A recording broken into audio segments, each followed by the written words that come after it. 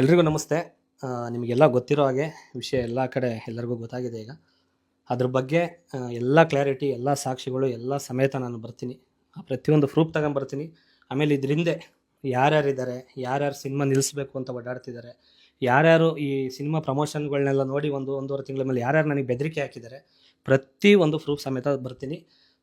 ಆಮೇಲೆ ಏನೇನು ಹೇಳಿಕೆ ಕೊಟ್ಟಿದ್ದಾರೆ, ಅಲ್ಲಿ ಏನೇನು ಬಂದಿದೆ ಪ್ರತಿಯೊಂದು ನಾನು ಕೂಡ ನನ್ನ ಹತ್ರನೂ ಒಂದಿಷ್ಟು ಕೊಡ್ತೀನಿ ಸಾಕ್ಷಿನ.